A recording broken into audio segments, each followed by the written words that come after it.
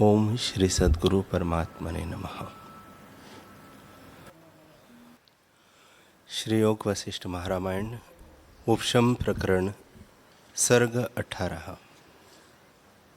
श्री वशिष्ठ जी बोले, हे रामचंद्र जी, तुम स्वतः अजन्मा निराकार निर्विकार हो। तुम्हारा संबंध किसी से नहीं। तुम इनका शोक काहे को करते हो? शोक का स्थान वह होता है जो नाशरूप हो। सो न तो कोई जन्मता है और न मरता है, और जो जन्म मरण मानिए तो आत्मा उसको सत्ता देने वाला है, जो इस शरीर के आगे और पीछे भी होगा। आगे जो तुम्हारे बड़े बुद्धिमान, सात्विकी और गुणवान अनेक बांधव व्यतीत हुए हैं, उनका शोक क्यों नहीं करते हैं? जैसे वे थे तैसे ही ये भी तो है। जो प्रथम थे वे अब भी है। तुम शांत रूप हो, ऐसे मोह को क्यों प्राप्त होते हो? जो सत्य स्वरूप है उसका न कोई शत्रु है और न वह नाश होता है। जो तुम ऐसे मानते हो कि मैं अब हूँ आगे न होऊंगा, तो भी वृथा शोक क्यों करते हो? तुम्हारा संशय तो नष्ट हुआ है। अपनी प्रकृति में हर्ष शोक से रहित होकर विचरो और संसार के सुख दुख में समभाव रहो। परमात्मा व्यापक रूप सर्वत्र स्थित है और उससे कुछ भिन्न नहीं। तुम आत्मानंद आकाशवत स्वच्छ विस्तृत और नित्य शुद्ध प्रकाश रूप हो। जगत के पदार्थों के निमित्त क्यों शरीर को सुखाते हो? सर्व पदार्थ जाति में एक आत्मा व्यापक है। जैसे मोती की माला में एक तागा व्यापक होता है, तैसे ही आत्मा अनिश्चित है। ज्ञानवानों को सदा ऐसे ही भासता है और अज्ञानियों को ऐसे नहीं भासता। ऐसे ज्ञानवान होकर तुम सुखी रहो। यह जो संसार प्रमाद भासता है, वह प्रमाद से सारभूत हो गया है। तुम तो ज्ञानवान और शांत बुद्धि हो। दृश्य ब्रह्मात्र संसार का क्या रूप है? भ्रम और स्वप्न मात्र से कुछ भिन्न नहीं। स्वप्न में जो क्रम और जो वस्तु है, सब मिथ्या ही है। तैसे ही यह संसार है। सर्वशक्ति जो सर्वात्मा है, उसमें जो ब्रह्मात्र शक्ति है, उससे यह संसार माया उठी है। सो सत्य नहीं है। वास्तव में पूछो तो केवल ज्ञान स्वरूप एक आत्मसत्ता ही स्थित है।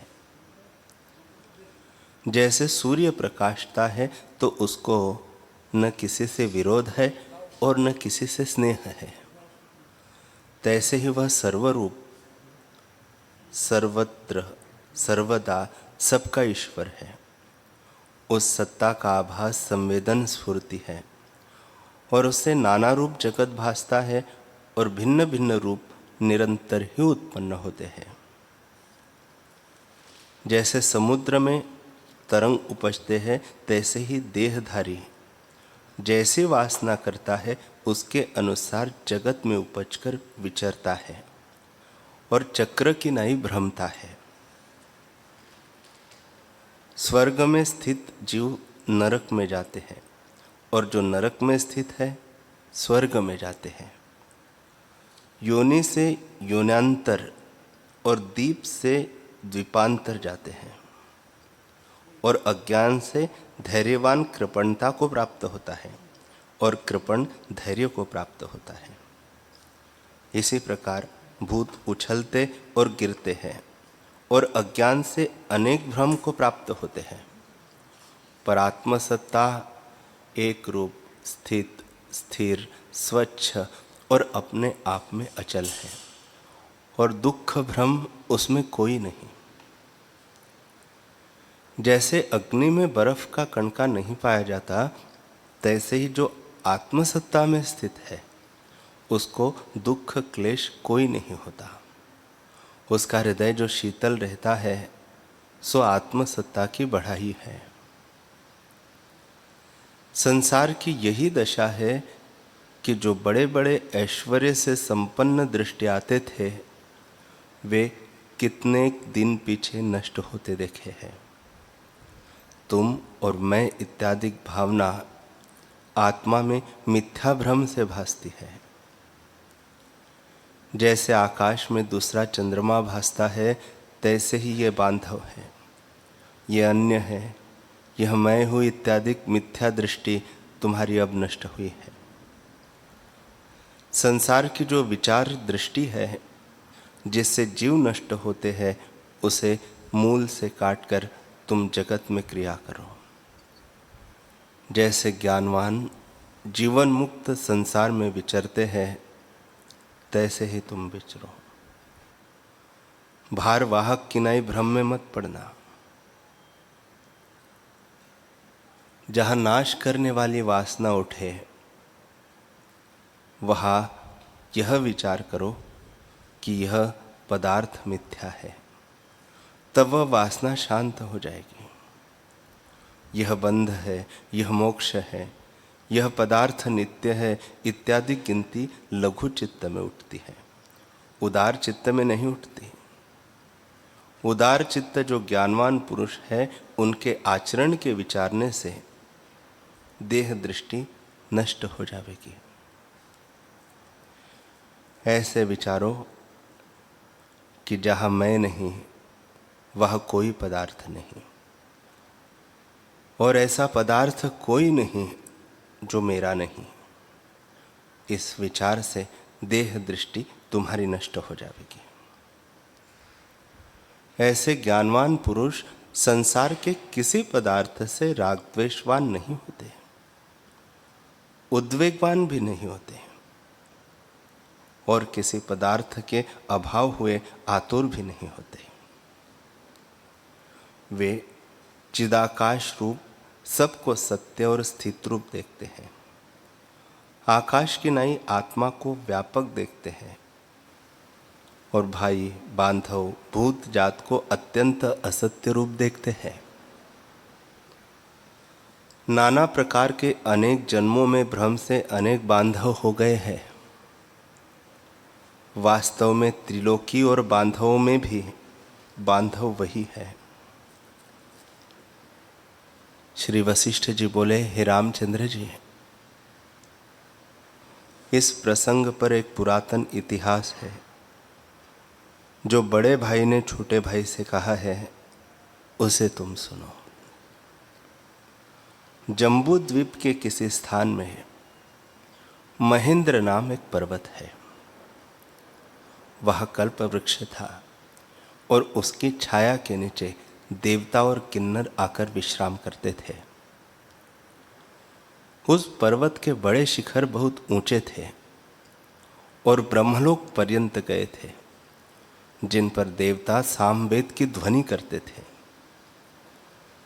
किसी और जल से पूर्ण बड़े मेघ विचरते थे, कहीं पुष्प से पूर्ण लता थी, कहीं जल के झरने बहते थे और कंदरा के साथ उछलते माने समुद्र के तरंग उछलते थे। कहीं पक्षी शब्द करते थे, कहीं कंदरा में सिंह गरजते थे, कहीं कल्प और कदम्ब वृक्ष लगे थे, कहीं अप्सरागण विचरती थी, कहीं गंगा का प्रवाह चला जाता था और किसी स्थान में महासुंदर रमणीय रत्नमणि विराजते थे। वहां गंगा के तट पर एक उग्र तपस्वी स्त्री संयुक्त तप करता था और उसके महासुंदर 2 पुत्र थे। जब कुछ काल व्यतीत हुआ तो पुण्यक नामक पुत्र ज्ञानवान हुआ, पर पावन अर्ध प्रवृद्ध और लोलुप अवस्था में रहा। जब काल चक्र के फिरते हुए कई वर्ष व्यतीत हुए तो उस दीर्घ तपस्वी का शरीर जर्जरीभूत हो गया और उसने शरीर की क्षणभंगुर अवस्था को देखकर चित्त की वृत्ति देह से विरक्त अर्थात विदेह होने की इच्छा की। निदान दीर्घ तपा की पुर्यष्ट का कलनारूप शरीर को त्यागती भई। और जैसे सर्प कंचुली को त्याग दे, तैसे ही पर्वत की कंदरा में जो आश्रय था उसमें उसने शरीर को उतार दिया और कलना से रहित अचैत्य चिन्मात्र सत्ता स्वरूप में स्थित हुआ। और राग द्वेष से रहित जो पद है उसमें प्राप्त हुआ। जैसे धूम्र आकाश में जा स्थित होता हो, तैसे ही चिदाकाश में स्थित हुआ। तब मुनीश्वर की स्त्री ने भर्ता का शरीर प्राणों से रहित देखा, और जैसे दंड से कमल काटा जाए, तैसे ही चित्त बिना शरीर को देखती भई। निदान चीर पर्यंत योग कर्म कर उसने अपना शरीर, प्राण और पवन को वश करके त्याग दिया। और जैसे भवरा कमलिनी को त्यागे, तैसे ही शरीर त्याग कर भर्ता के पद को प्राप्त हुई। जैसे आकाश में चंद्रमा अस्त होता है और उसकी प्रभा उसके पीछे अदृष्ट होती है, तैसे ही दीर्घ तपा की स्त्री दीर्घ तपा के पीछे अदृष्ट हुई। जब दोनों विदेह मुक्त हुए, तब पुण्यक जो बड़ा पुत्र था, उसने दैहिक कर्म में समाधान होकर कर्म करने लगा। पर पावन माता पिता बिना दुख को प्राप्त हो शोक करके उसका चित्त व्याकुल हो गया और वह वन कुंजों में भ्रमने लगा। पुण्यक जो माता पिता की देह आदि क्रिया करता था, जहाँ पावन शोक से विलाप करता था आया, और भाई को शोक संयुक्त देखकर पुण्यक ने कहा कि हे भाई, शोक क्यों करते हो? जो वर्षा काल के मेघवत आंसुओं का प्रवाह चला जाता है। हे बुद्धिमान, तुम जिसका शोक करते हो, तुम्हारे पिता और माता तो आत्मपद को प्राप्त हुए हैं, जो मोक्ष पद है। वही सब जीवों का स्थान है और ज्ञानवानों का स्वरूप है।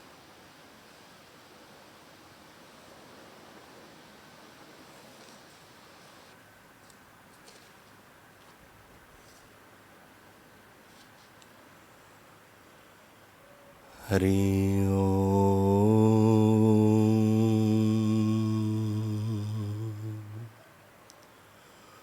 हरि